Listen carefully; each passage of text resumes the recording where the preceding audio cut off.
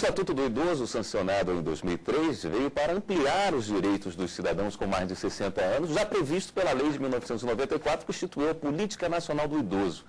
A exemplo do Estatuto da Criança e do Adolescente, o Estatuto do Idoso é mais um instrumento para a realização da cidadania de quem já entrou na chamada terceira idade.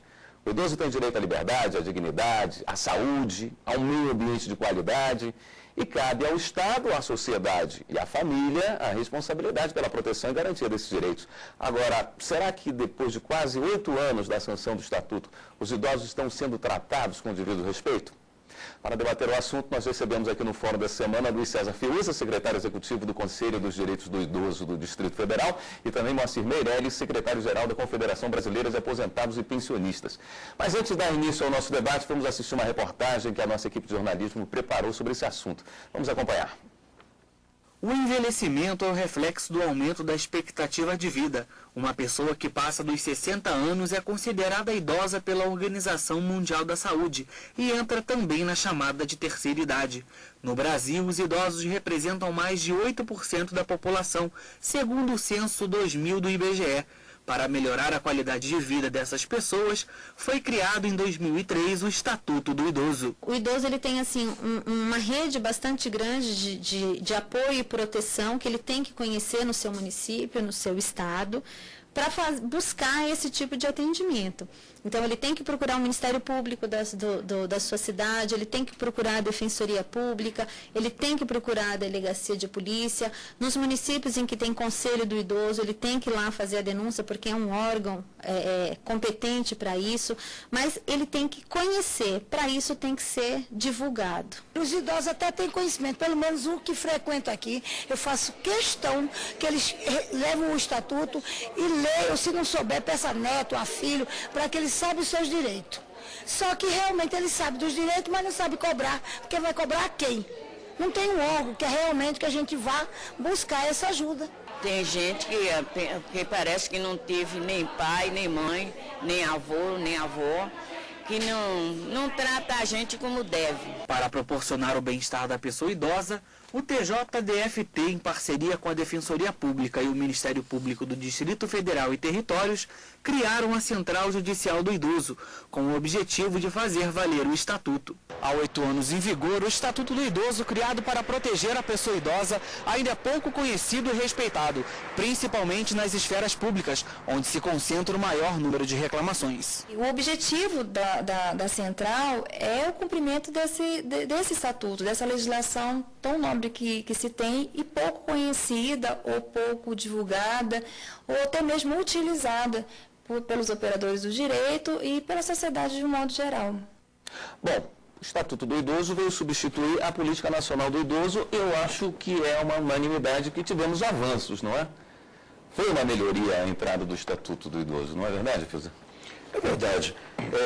Nós temos um complexo de inferioridade atávico que nos leva sempre a dizer que uma lei ou uma medida, muitas vezes, institucional, isso não levou a nada.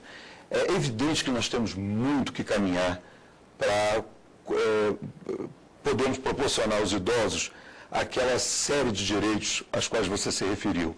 Mas muitos avanços houveram. E é importante nós termos claro que o Estatuto do Idoso, ele decorre de uma aspiração da própria sociedade. A sua própria existência sugere uma demanda. Será que nós poderíamos pensar em Estatuto do Idoso em 1900? Mesmo em 1950? Até porque a população idosa no Brasil era muito pequena. A tendência hoje o Distrito Federal tem mais de 10% da população de idosos. Antes de 2030, nós já seremos mais de 20%. Então, existe uma demanda da própria sociedade por benefícios, por serviços direcionados ao idoso. E o Estatuto do Idoso veio nessa direção. Falta muita coisa ainda acontecer, mas nós já temos avanços. Nós temos aí a questão da gratuidade nos transportes públicos, nós temos a questão do critério de desempate em concurso público, por exemplo, por idade. Nós temos, por exemplo, benefício para aquele idoso acima de 65 anos, que sem renda alguma e sem poder ser provido pela família, ele tem direito a um salário mínimo. Tudo isso é conquista do Estatuto do Idoso. Isso não existia antes. E em decorrência desse tipo de demanda, em decorrência do Estatuto, que é uma resposta a essa demanda, nós já temos visto até algumas iniciativas, como aqui no Distrito Federal, isenção de IPTU para idosos carentes e que tenham edificações, casas, né, de até 130 metros quadrados, isenção do IPTU. Isso não está no Estatuto do Idoso, mas isso já é uma decorrência desse clima gerado pelo Estatuto do Idoso. Agora, o grande problema não seria porque justamente ele vem a beneficiar pessoas que não estão habituadas a cobrar e a ter esses seus direitos, a brigar pelos seus direitos? Seria mais ou menos nessa linha, concordo com o que o colega colocou aqui, praticamente total o que ele falou, porque nós acreditamos no Estatuto do Idoso, porque a COBAP, quando o senador Paim começou a elaborar o Estatuto do Idoso, a COBAP foi parceira, né, nesse trabalho para elaborar o Estatuto do Idoso. O Estatuto do Idoso ele veio para garantir muitos direitos daquelas pessoas idosas. O que acontece ainda é que que a sociedade em si ainda não soube ainda cobrar os seus direitos. E eu costumo fazer isso onde eu resido, no estado do Rio Grande do Sul, principalmente na minha região carbonífera lá, carregar o Estatuto do Idoso comigo. Porque, inclusive, em banco, nessas cidades mais pequenas do interior, eles não costumam cumprir o que a lei diz, o que o Estatuto do Idoso diz. Então, muitas vezes, as pessoas ficam até bravas com a gente, mas eu faço cumprir. Então, onde eu estou, em mercado, em supermercado, em banco, na própria rodoviária, nos guichês ali, a gente tem que fazer, a sociedade tem que cobrar isso aí e fazer cumprir os seus direitos. Eu acho que por aí que deve ser. E nós temos ainda, o nosso país ainda é muito mal informado, o Deus é muito mal informado dos seus direitos. Tem muitos lugares que não tem nem conhecimento do Estatuto do Idoso. Tem que ser mais divulgado.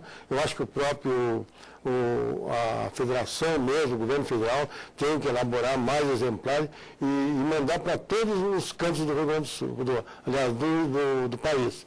Tem que mandar em todos os cantos. Nós, da COBAP, fizemos também, distribuímos, tem muito pedido, muita reivindicação, em todo lugar que a gente vai, em congressos, seminários, essas coisas, tem pedido. Então, eu acho que cada entidade, dentro civil organizada, que mande elaborar um pouco, também ajuda. Se nós fizermos uma retrospectiva da história do Brasil, nós vamos ver que a questão da cidadania ela é ausente boa parte do tempo para a maior parte da população. Nós temos uma população que não é acostumada a reivindicar. Ela não reivindica, começa agora a reivindicar direitos de consumidor. Quantos anos nós vivemos sob ditadura?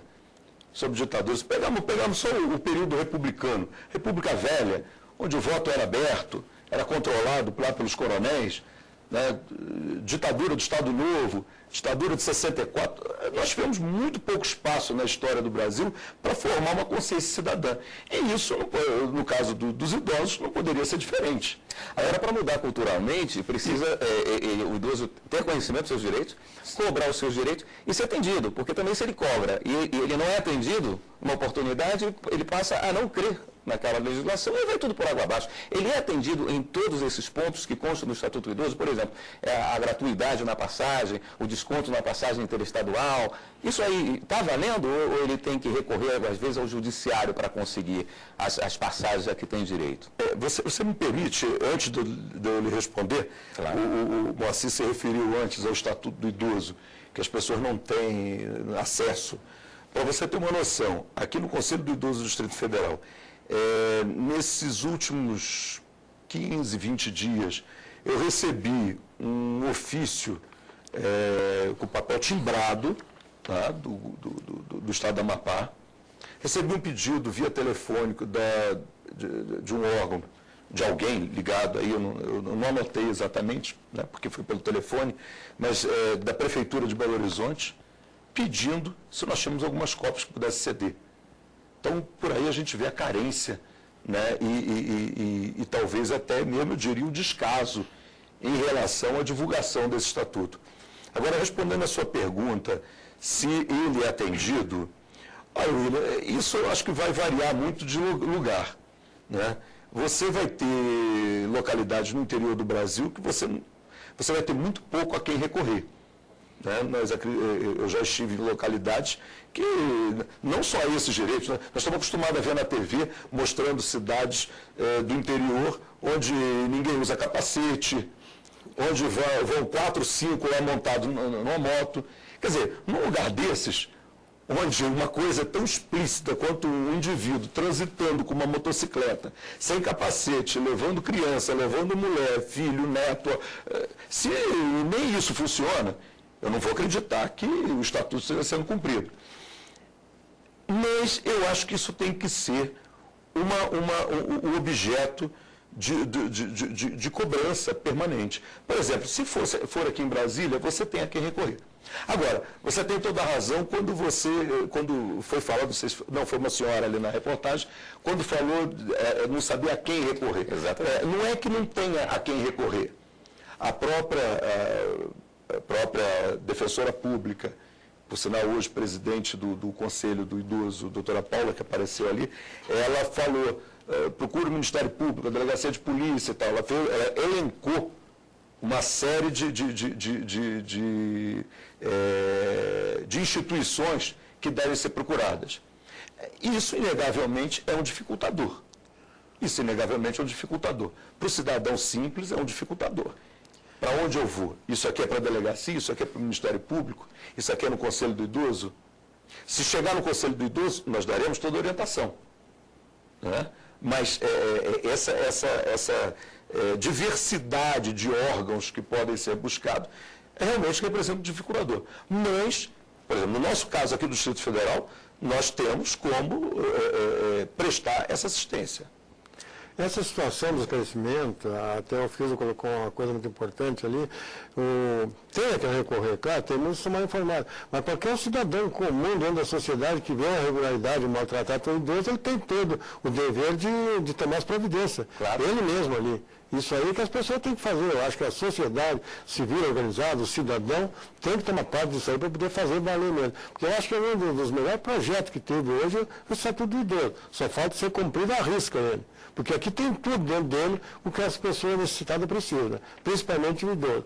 Outra coisa, que o Fiuza falou, do requerimento lá do Amapá, coisa que ele falou, se a gente recebe muito telefonema de vereadores, de prefeitos, eu acho que eles têm que ajudar nisso aí. Eles também podem elaborar essas cartilhas para distribuir também. O senhor citou agora há pouco o senador Paulo Paim, do PT Gaúcho, né? Sim. Que faz um trabalho muito bom dentro dessa área.